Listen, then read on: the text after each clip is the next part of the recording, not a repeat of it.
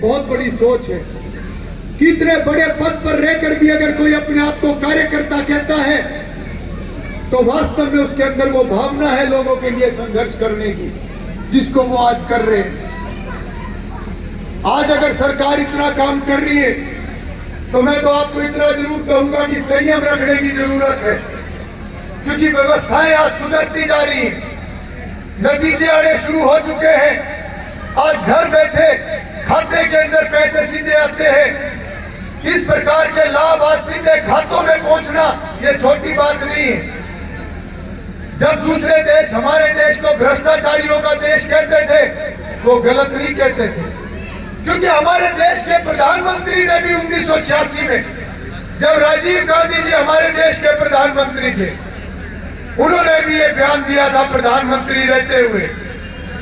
उन्होंने कहा था कि सरकारी खजाने से जब 100 पैसा चलता है तो लोगों के पास जब पहुंचता है तो 15 पैसे रह जाते हैं, 85 पैसे भ्रष्टाचार की भेंट चढ़ जाते हैं। ये राजीव गांधी जी ने बयान दिया था 1986 में।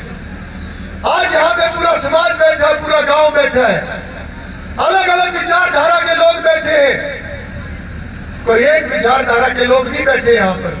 मैं ये कहूँ कि सब भारतीय जनता पार्टी को पसंद करने वाले हैं या सब मोदी जी को पसंद करने वाले हैं, सब अलग अलग विचारधारा के लोग बैठे हैं। कोई किसी को पसंद करता है, कोई किसी को पसंद करता है, कोई किसी को भी पसंद करे, वो उसका अधिकार है, करना चाहिए।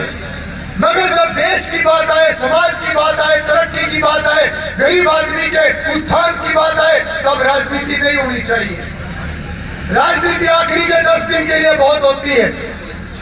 पब्लिक चाहे तो 10 दिन में किसी को आसमान में चढ़ा सकती है, 10 दिन में किसी को धरती में गाड़ सकती है, तो 10 दिन बहुत होते हैं राजनीति करने के लिए।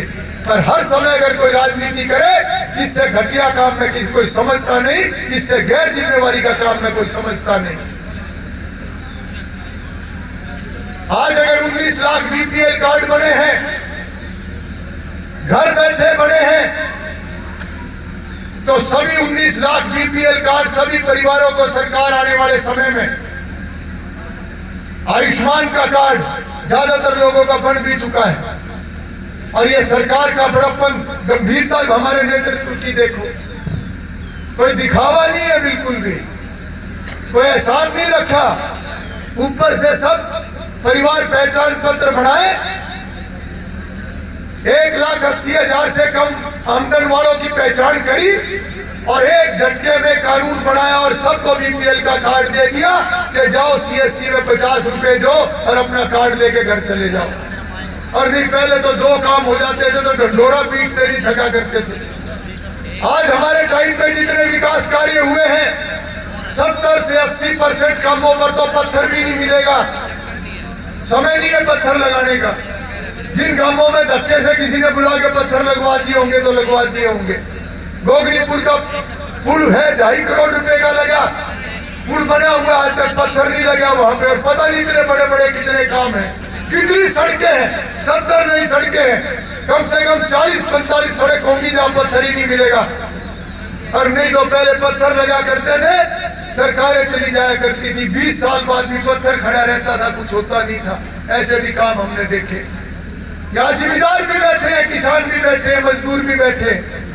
यह हमारी शुगर मिल है, करनाल की शुगर मिल 20 साल से कंडम थी, 20 साल से कंडम शुगर मिल, जिसकी कई बार घोषणाएं अलग अलग मुख्यमंत्रियों ने करी,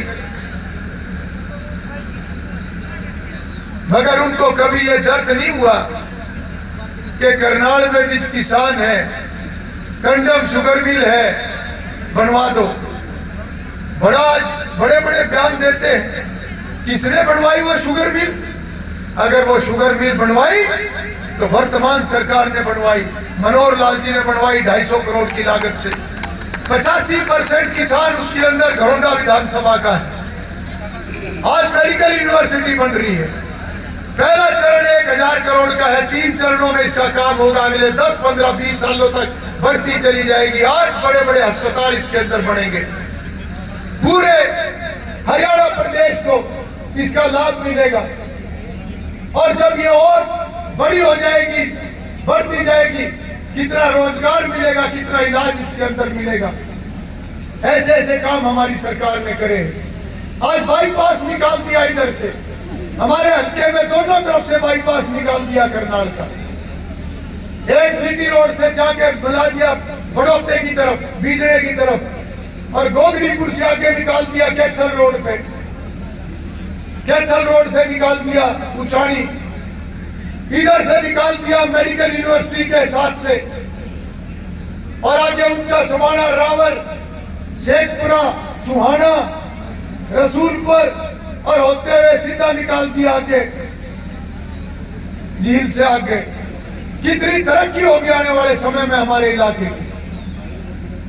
मैं ये बातें इसलिए बता रहा हूं कि लोग बताने वाले तो बहुत आएंगे, आज सड़कों की गड्ढों की फोटो खींचने वाले तो बहुत मिल जाएंगे। कोरोना में काम रुक गए, काम लेट हो गए, ये बताने वाले लोग बहुत आ जाएंगे। मगर मैं इनको चुनौती देता हूं कि इनकी सरकारें थी, इन्होंने क्या करा हमारे इलाके के लिए। आज 9 साल के अंदर अगर 2-2.5 साल कोरोना की भेंट चढ़ गए पूरी दुनिया के ऊपर, ये जो महामारी की मार पड़ी है, वास्तव में बहुत सारे काम रुके हैं। मगर आज विकास की गति दोबारा बहुत तेजी से आगे बढ़ रही है, बचे हुए सारे काम आगे बढ़ रहे हैं। और मैं आपको ये विश्वास दिलाता हूं कि जिस गंभीरता से सरकार काम कर रही है, आने वाले समय में आप नई ऊंचाइयों पर अपने प्रदेश और देश को आप देखने का काम करेंगे, अपने इलाके को देखने का काम करेंगे। 2014 में सरकार बनी, कितनी पेंशन थी उस टाइम में? कितनी पेंशन थी उस टाइम जब 2014 में सरकार बनी? 1000 रुपए थी। ये हंसन लग रहे मेरे नौजवान पीछे खड़े हुए, पता नहीं खुश हो रहे, खुश रहना चाहिए। 1000 पेंशन थी, आज कितनी पेंशन है? 3000। 9 साल में कितनी बढ़ाई हमारी सरकार ने? 2000 रुपए बढ़ाई। हमारी सरकार आने से पहले कितने साल सरकार रही कांग्रेस की? कितना? 10 साल। 10 साल में कितनी बढ़ाई पेंशन? 500। 10 साल में 500 बढ़ाई हमारी सरकार ने। हर साल 250 रुपए बढ़ाने का काम करा। 9 साल में आज 1000 रुपए, 2000 रुपए पेंशन बढ़ाने का काम कर दिया, सीधी खाते में आती है। भाई मेरे नौजवान खड़े हैं, मैं तो खुल के कहता हूं जो बात कहता हूं। किसानों को भड़काने का काम करा इन्होंने। भाई जिसने कंप्यूटर चलाना आंदा हो, अपना फोन पे खोल लो, मैं भी यही हूं जितनी देर कहोगे। जब तक एक एक आदमी की बात सुन के नहीं जाऊंगा, तब तक मैं यही बैठा हूं। मोबाइल के ऊपर खोल लो भाई। 2014 में हरियाणा प्रदेश में कितनी फसलें एमएसपी में बिका करती थी? किसी के ध्यान हो तो बताओ, नहीं तो अपने इंटरनेट खोल लो। कितनी बिका करती थी? 2 फसल, गेहूं और जीरी। आज हरियाणा प्रदेश में कितनी फसल एमएसपी के ऊपर बिक रही है? 14। हमारी सरकार आने से पहले बिका करती थी 2 फसल एमएसपी पे। हमारी सरकार आने के बाद 12 और फसलें एमएसपी पे बिकने लग रही हैं। एक तो बात ये है भाई, और दूसरी बात, अपना कंप्यूटर खोल के दूसरी बात ये देखो कि हमारी सरकार जब आई, मोदी जी की सरकार जब आई, उससे पहले एमएसपी का रेट क्या हुआ करता था फसलों का, और आज हम 2024 की जनवरी में खड़े हैं। आज एमएसपी का क्या रेट है? कोई भी फसल अगर 1.5 गुना से लेकर 3 गुना तक ना बढ़ी हो तो भाई अपनी तसल्ली तुम भी कर लियो और मैं भी तसल्ली करे बैठा हूं। और उसके बाद ये किसानों को भड़काने का काम करते हैं। किसान आंदोलन के अंदर किसानों को इस्तेमाल करने का काम इन्होंने करा, बड़ा पाप करने का काम इन्होंने करा है। क्या था उस कानून के अंदर? उस कानून के अंदर वही था जो सर छोटू राम बोला करते थे। उस कानून के अंदर वही था जो चौधरी चरण सिंह बोला करते थे। उस कानून के अंदर वही था जो चौधरी महेंद्र सिंह टिकैत जिस बात के ऊपर संघर्ष करा करते थे। और जब कृषि कानून लागू हुआ तो बहुत लोगों ने तो लड्डू भी बांट दिए थे उसी दिन, और ये भी कहा था कि मोदी जी ने सच्ची श्रद्धांजलि उन किसान नेताओं को दी है आज ये कृषि कानून लागू करके, मगर अगले ही दिन स्कीम ये बनी, अरे ऐसा काम मत करो, ऐसा काम मत करो। ये ऐसा काम मोदी जी ने कर दिया कि अगर इसको हमने विरोध नहीं किया तो एक एक आदमी घायल हो जाएगा, उसका एक एक आदमी घायल हो जाएगा, एक एक किसान घायल हो जाएगा। और जब इन्होंने पाप करा जो लोगों को भड़काकर और ये सारा का सारा खेल करा है, मोदी जी ने कहा अरे कोई 2 लाइन तो लिख के दे दो, इसमें क्या जुर्माना है, कोई 2 बात तो बता दो, इसमें क्या कटवाना है। कोई जवाब नहीं था किसी के पास। ये हमारे विपक्ष के नेता हैं जो इस प्रकार के काम करते हैं, खुद कर नहीं सके और अच्छा काम कोई करे तो इनको पसंद नहीं आता, क्योंकि इन्होंने सत्ता को भोगा है, इन्होंने सत्ता में माल कमाया है। आज सत्ता के अंदर सेवा हो रही है जो इनसे हजम नहीं हो रही, इसलिए भड़काने का काम करते हैं। आज कर्मचारियों को भड़काने का काम कर रहे हैं। क्या कहते हैं कि ओल्ड पेंशन स्कीम दोबारा बहाल होनी चाहिए। भाई नौजवान बैठे हैं, पढ़े लिखे बैठे हैं सारे, खोलो कंप्यूटर, खोलो अपना मोबाइल, देखो ओल्ड पेंशन स्कीम किसने खत्म करी थी, किसने खत्म करी थी, किसी ने पता हो? कांग्रेस की सरकार ने करी थी। खुद ओल्ड पेंशन स्कीम को खत्म करा और आज अपना करे हुए काम के ऊपर लोगों को भड़काने लग रहे, अपने फैसले के ऊपर आज भड़काने लग रहे। भाई मैं तो एक ही बात कहता हूं, लोगों का भला होगा जब सरकारें ईमानदारी से काम करेंगी, गरीब आदमी अपने पैरों पे खड़ा होगा जब सरकारें ईमानदारी से काम करेंगी, और भाई समाज का भला होगा, विकास तब होगा जब हर ऊपर बैठा हुआ आदमी ईमानदारी से अपनी जिम्मेवारी का काम करेगा। आज वर्तमान सरकार इसी तरीके से काम कर रही है, इसलिए जागरूकता की जरूरत है। बकाने वाले बहुत आएंगे, मगर ये तो हमारे विवेक की बात है कि ठीक और गलत की पहचान हमें करनी है। अगर ठीक और गलत में फर्क हम नहीं कर पाए तो कोई भला भी नहीं कर सकेगा। इसलिए मैं अपनी बात को और ज्यादा लंबा ना करते हुए इस संकल्प के ऊपर बात चली थी। मैं तो दोबारा कहूंगा कि हम सब ईमानदारी से अपनी जिम्मेवारी को निभाने का काम करें। अभी मुझे जानकारी दी है कि 15 आयुष्मान कार्ड आज मौके पे बने हैं, 5 पेंशन, 3 पेंशन मौके पे बनी है।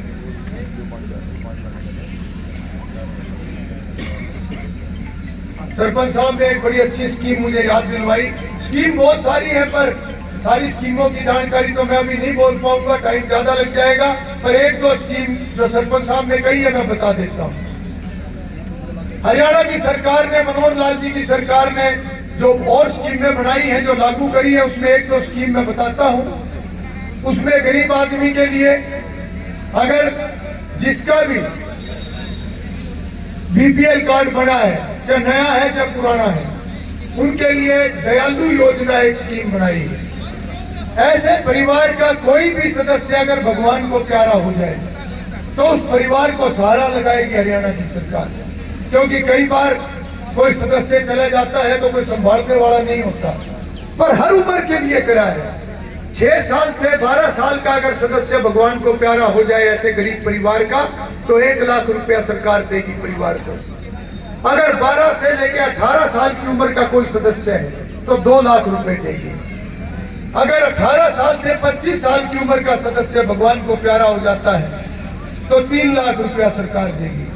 और अगर 25 साल से लेकर 45 साल की उम्र का कोई सदस्य भगवान को प्यारा हो जाता है तो 5 लाख रुपए का सहारा उस गरीब परिवार को हरियाणा की सरकार लगाएगी।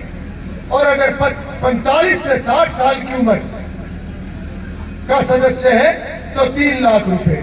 एक तो ये स्कीम है।